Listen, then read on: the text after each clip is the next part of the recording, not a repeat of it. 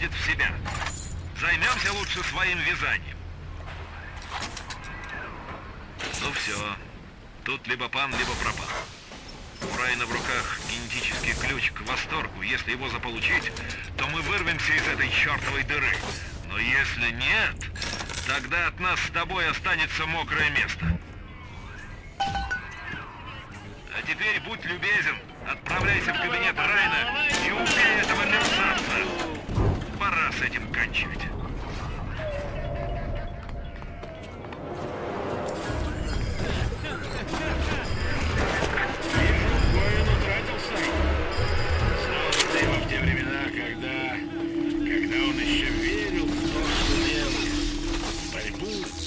А теперь он гниет заживо и все ждет, пока кто-нибудь придет и скажет, что у него талант. Наверное, поэтому он и оставил тебя.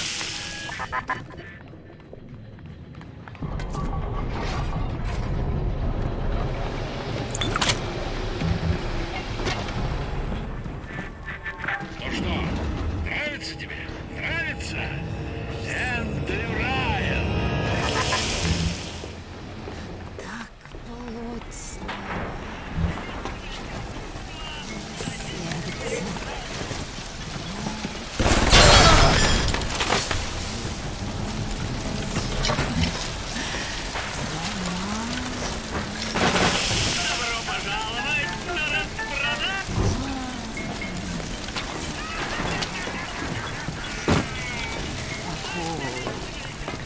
Даже глубоко под водой он видит все. Видит все.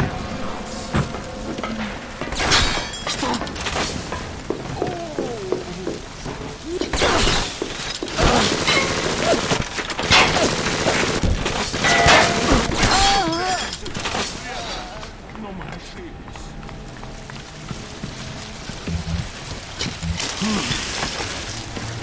Будь прокляты!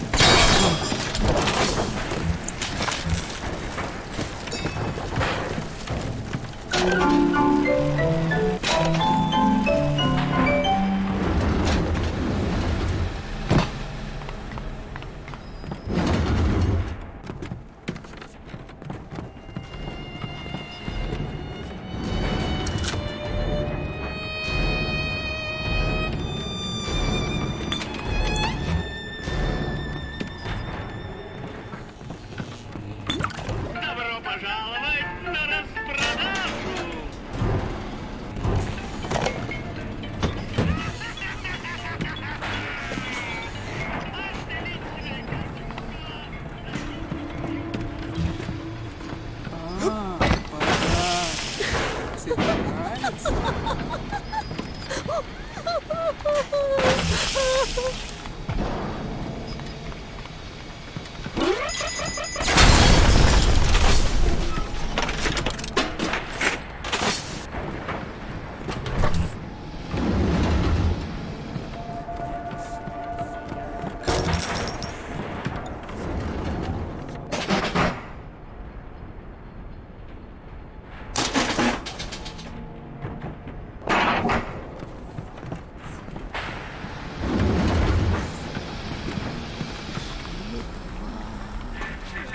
Червь поднимает взгляд и видит лик Божий. Но оглянись по сторонам. Тут же целое сборище червей. И у всех у них были отцы и матери, люди, которые их любили. Они женились, спали со своими женами. А почему ты думаешь, что ты другой? Я еще не выбрал для тебя место на стене. Скажи, если у тебя есть предпочтение. Плясать вокруг этого гиббона битых 3 недели. Но в конце концов он все-таки раскололся и сказал, как убить Эндрю Райана. Создать перегрузку ядра 3 элементарно. Осталось выяснить, что такое эта самая перегрузка. И что такое ядро 3. Элементарно для инженера. Жаль, что я-то специалист по дамским туфелькам. Что ж, посмотрим, что я вытрясу из макак в центре термоконтроля.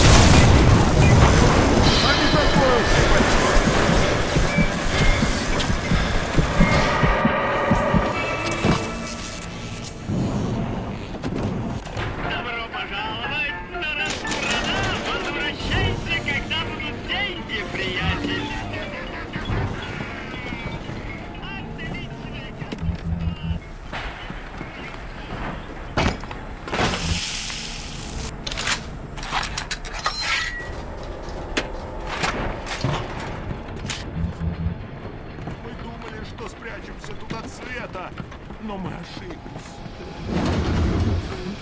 Свет сияет даже здесь, во мраке. Я слышу! Что ты сказал?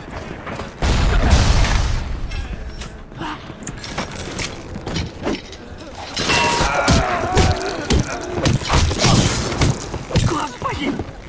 Сколько крови!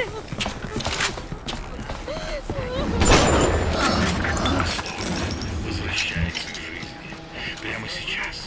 Разве ты не слышишь, как воздух входит в его легкие?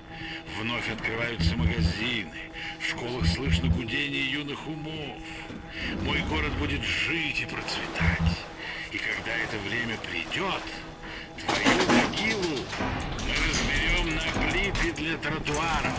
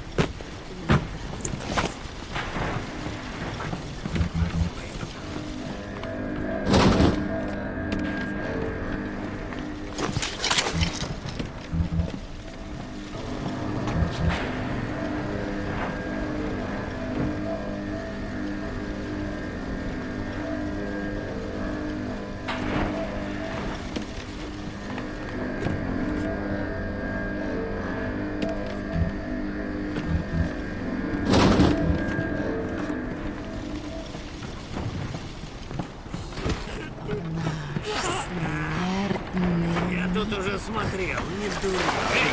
Посмотри, что меня мучили!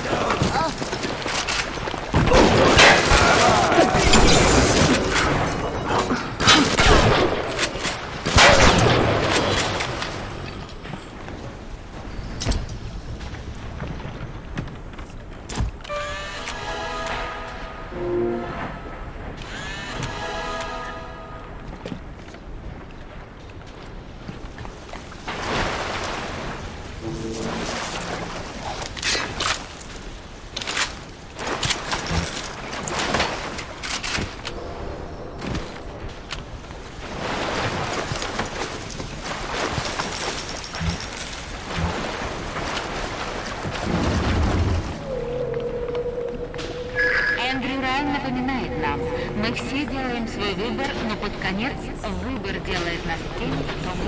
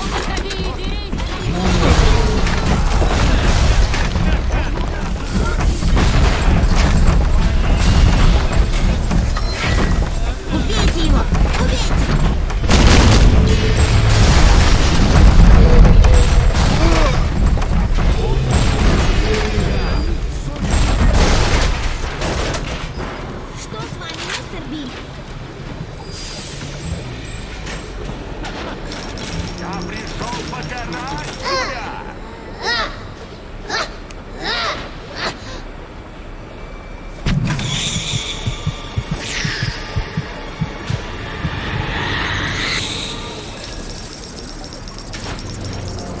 Ты знаешь, что мы делаем с Иудой.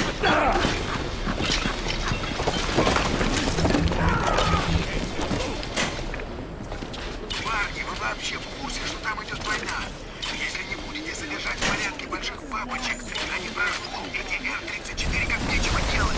Головорезы Атласа нападают на нас без остановки. Только на этой неделе мы потеряли 2 механиков. Нужно контролировать расходы. Ты не знаешь, каково это?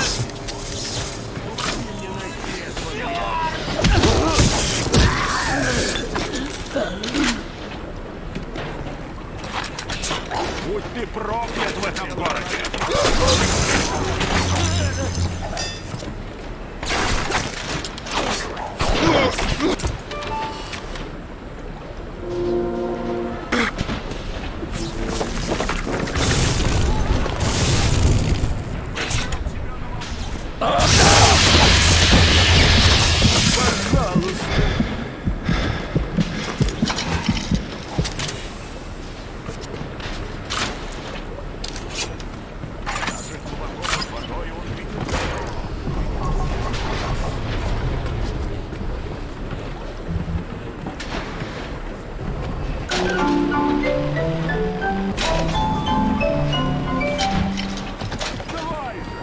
Вот именно, парень. Попробую управиться с моими примочками. Я тебе покажу. Я исполняю все его заповеди! Я исполняю!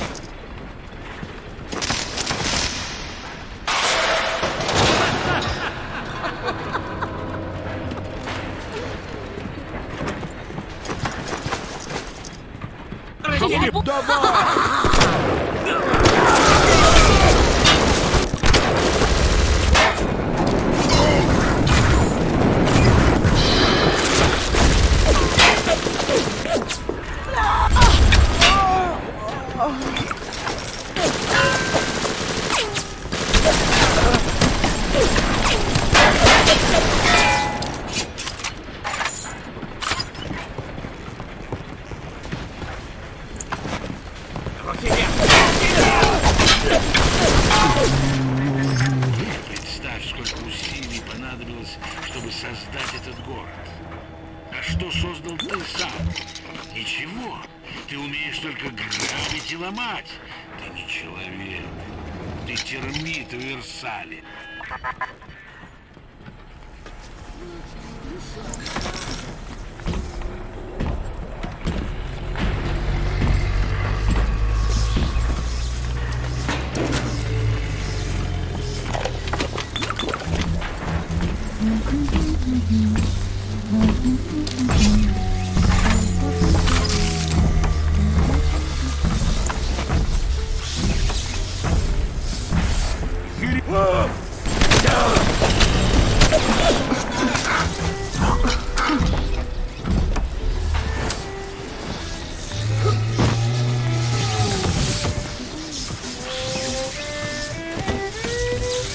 Добро пожаловать на распродажу!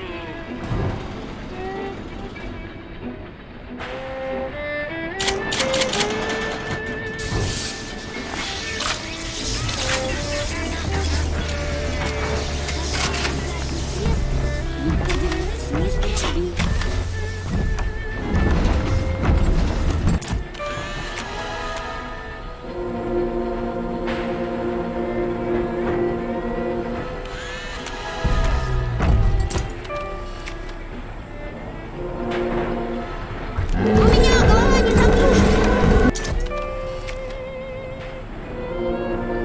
Не загружится.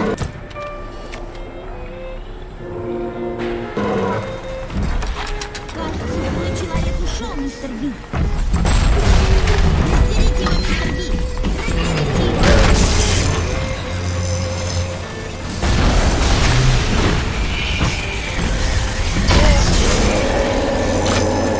Растерите его.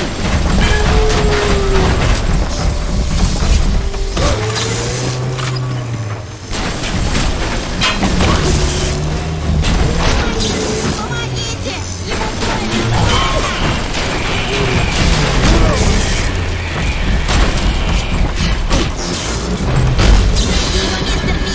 Бейте!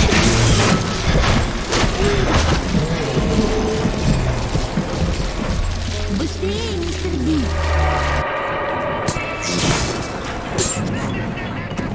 Добро пожаловать!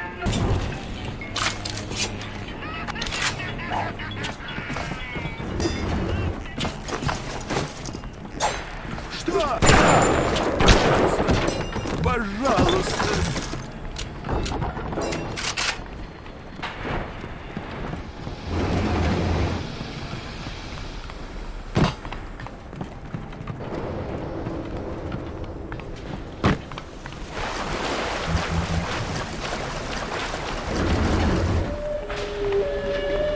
Эндрю Райн напоминает нам, мы все делаем свой выбор, но под конец выбор делает нас теми, кто мы есть.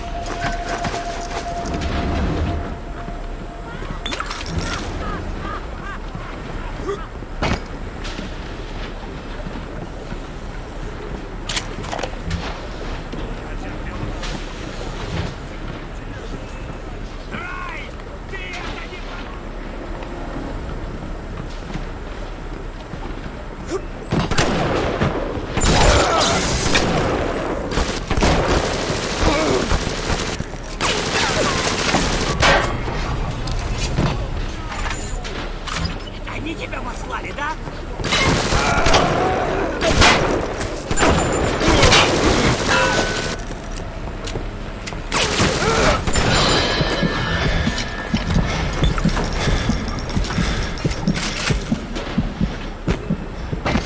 Отец, почему ты оставил меня?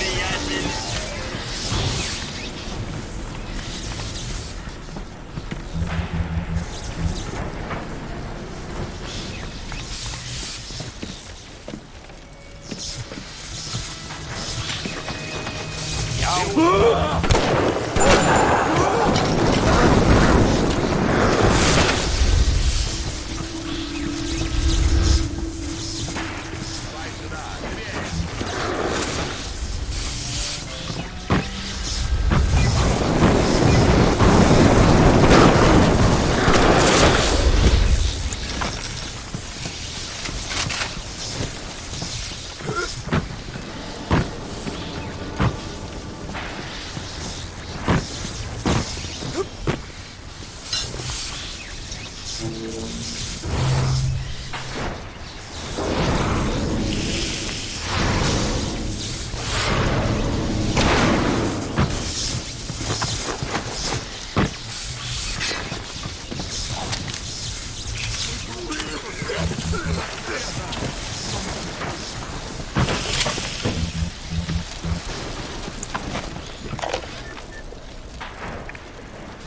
не признал красотку, которая сегодня заявилась в лавку. Вся из себя фигуристая, нарядная. Конечно, старалась ходить вокруг да около, но там большого ума не надо, чтобы понять. У девчонки проблемы. Она спрашивала про магнитный замки и все такое. Я пытался строить из себя дурачка, но она не отставала. Ну и наконец я справился. Кинуться, который какой-то момент из восторга, конечно, разваливается на глазах. Все еще делает подарки.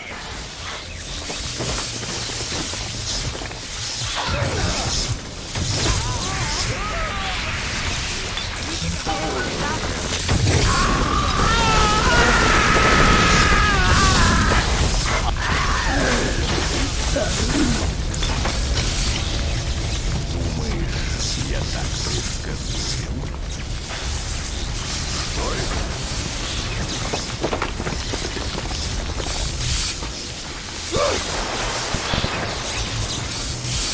Я исполняю свои... Если еще не успеет тебя доесть, как восторг насладиться во всей красе. Я возглавлю парад. Люди спросят, кто это? Глядя на труп на стене. Кто это был?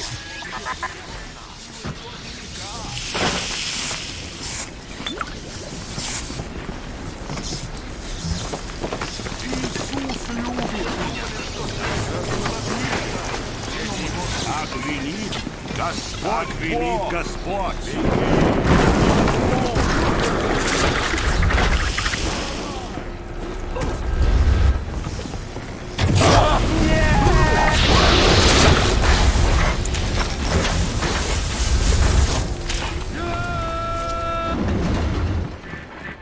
Один человек строит город на дне морском. Это чудо. Другой человек оказывается в самолете, который падает над океаном и попадает в этот же самый город. Да, это можно назвать сказкой.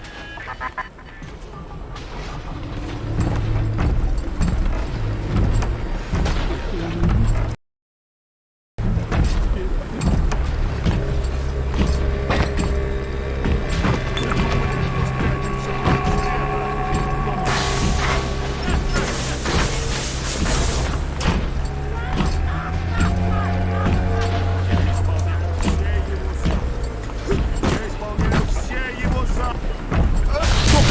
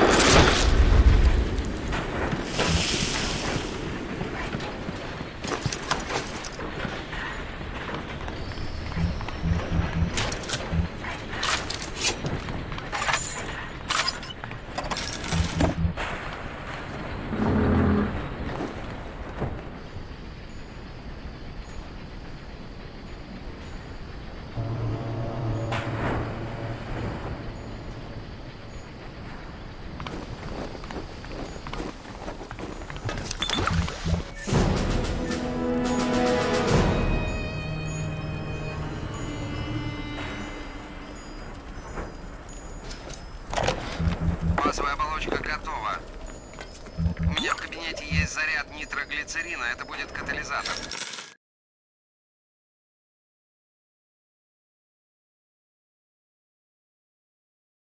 From the moment you boot up BioShock, you can feel the story grab hold of you. A plane crashes at sea, a mysterious lighthouse, a sprawling city beneath the ocean. Hooking the player from the first touch without overwhelming him with convoluted RPG mechanics was key to the success of the game and the skillful ramping up of BioShock's legendary gameplay.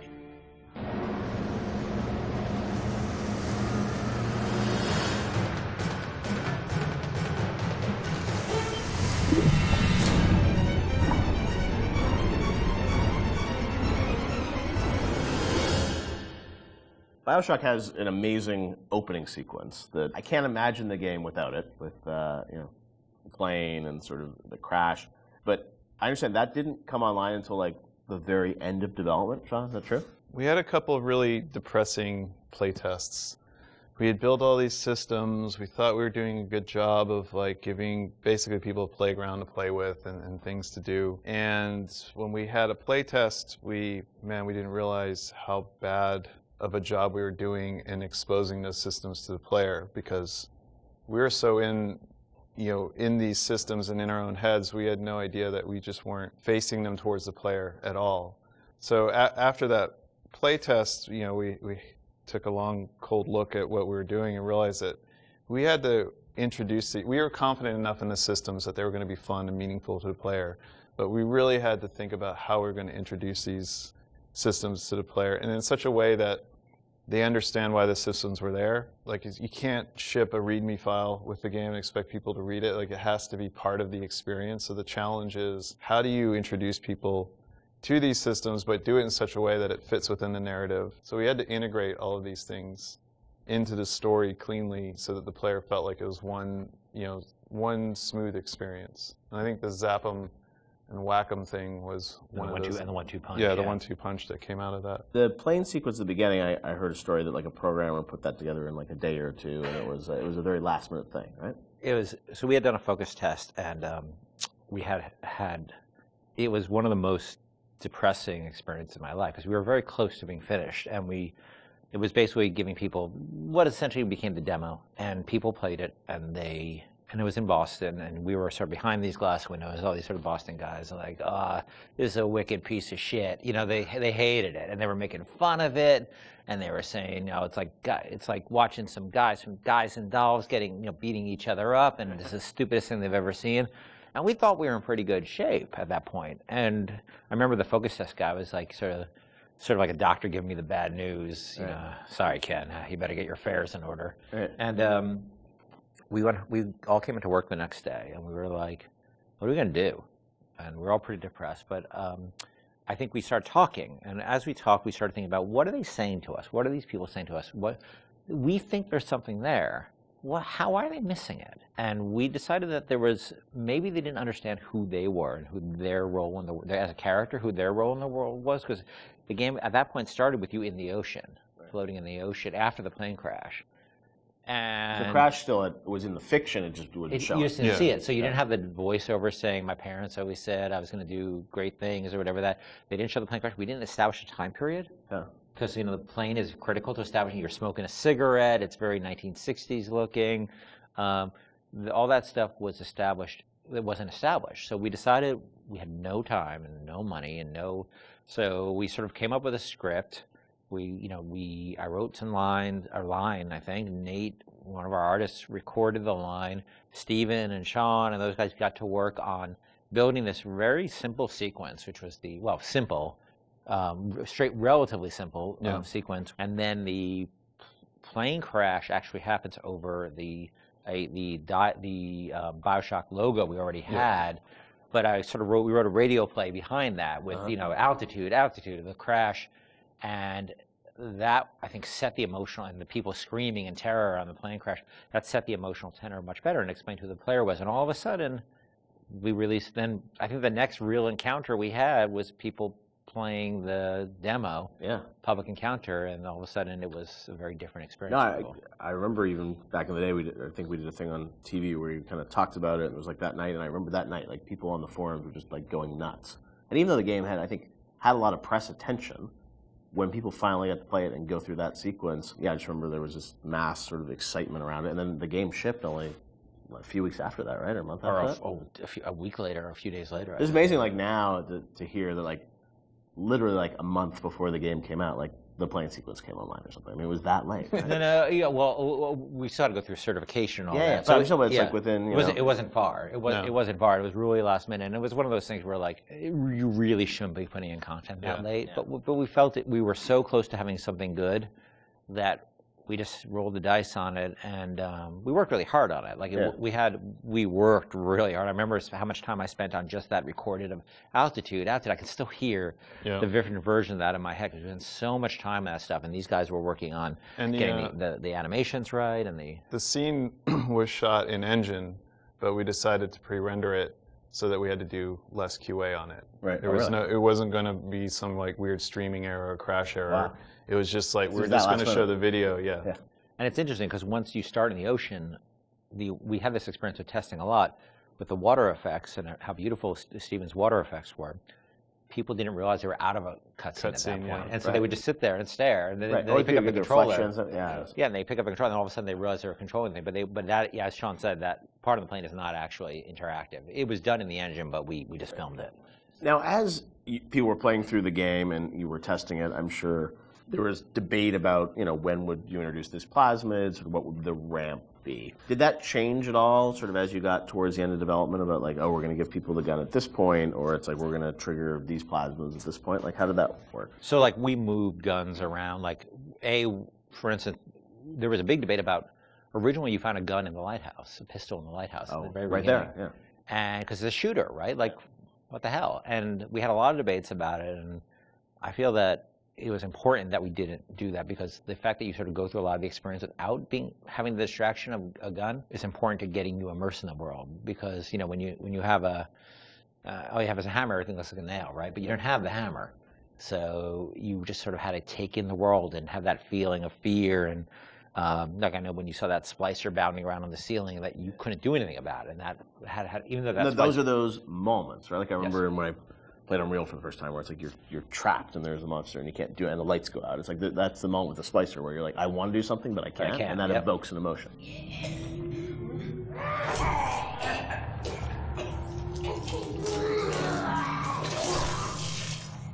I remember we kept, moving where the machine gun appeared around and where various plasmids appeared around.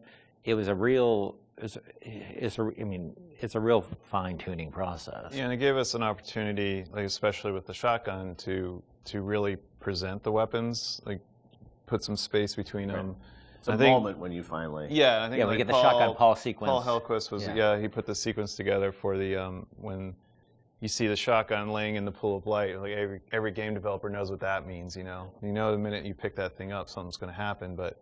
It was still a very effective way, as I'm remembering it, to, oh look, I've been waiting for this thing, I'm going to pick it up, and now you have an immediate opportunity to use it. But at the same time, we're trying to ramp up the tension level by having the splicers kind of on the outside of the light, so you can't really see them, and then coming in one at a time and attacking you. Yeah. And we had very few tools to really control how the splicers acted. So how they were set up and how the environment was lit was really important. There's even other things like when you get the TK plasmid, I don't think we had a lot of physical space and opportunity and time to really present that, so we came up with the narrative that, it was the doctor's office and he used TK to practice tennis. And we had the turret in there that threw tennis balls at you. So if you wanted... Теперь нужно 4 отрезка провода R34 в свинцовой оплетке, чтобы создать цепь. И, наконец, полбанки ионного геля для нашей красотки Бетти. Это переведет ядро в компенсационный режим, увеличит силу тока на линии и выбьет предохранитель урайна на воротах. Теоретически. Оно либо сработает, либо снесет с лица земли пол восторга.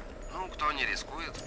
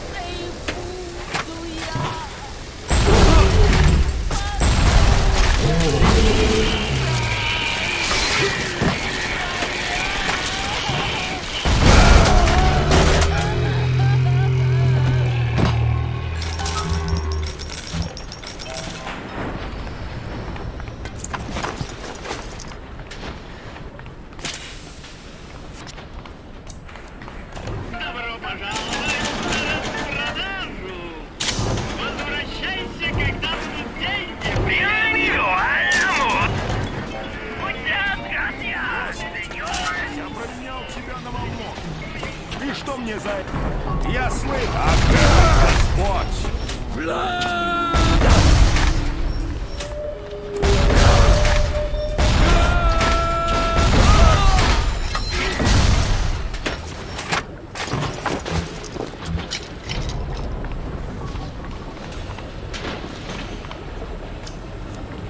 Мы думали, что спрячемся тут от света, но мы ошиблись.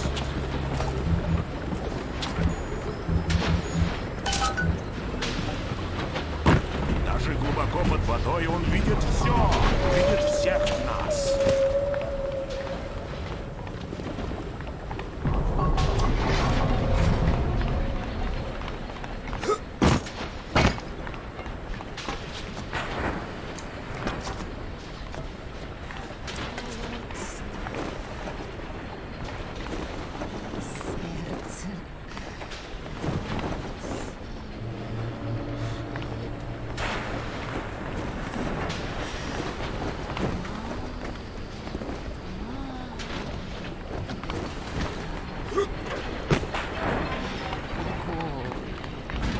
И радость.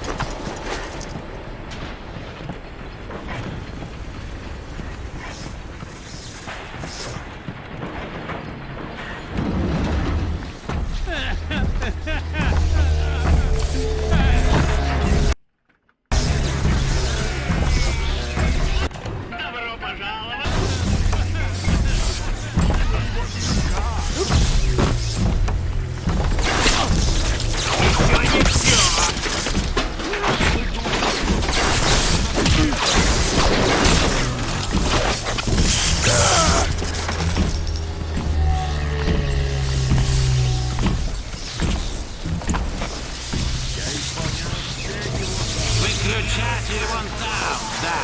Почему Райан сам не может заняться этой ерундой? Потому что у мистера Райана есть дела поважнее, чем обеспечивать верность в рядах. Передавай привет Фонтейну, подлый предатель.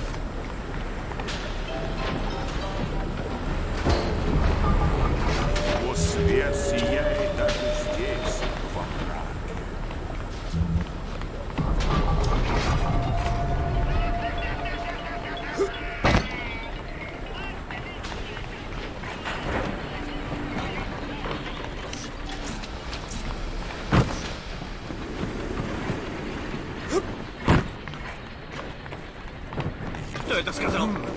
Что?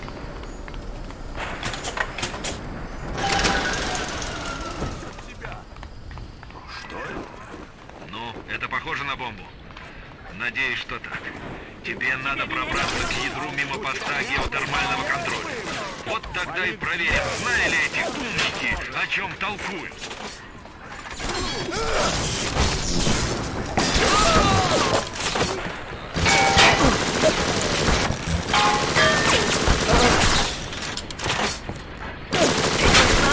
Кого это?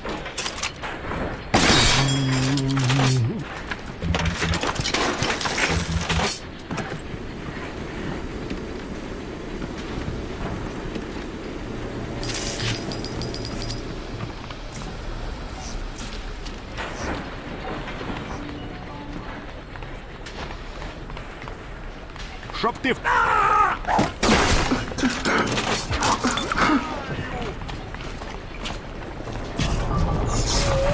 ты сдох!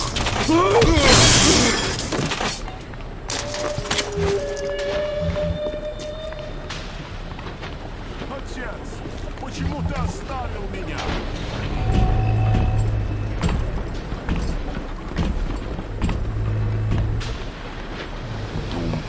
Моя...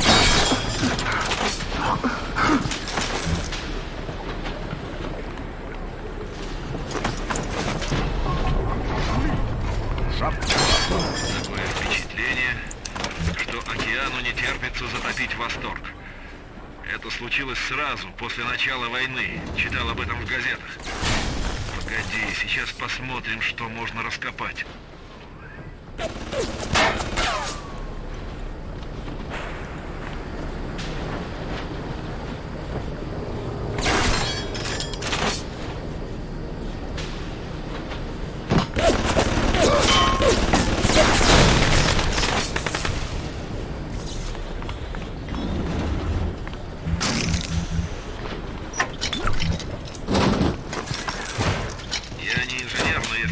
Разобрал эти схемы, то ты можешь перенаправить поток магмы, используя перераспределительный клапан. Тогда вода остынет очень быстро, и ты сможешь добраться до ядра. Но Райан точно заметит. Возможно, для надежности поставить защиту по периметру.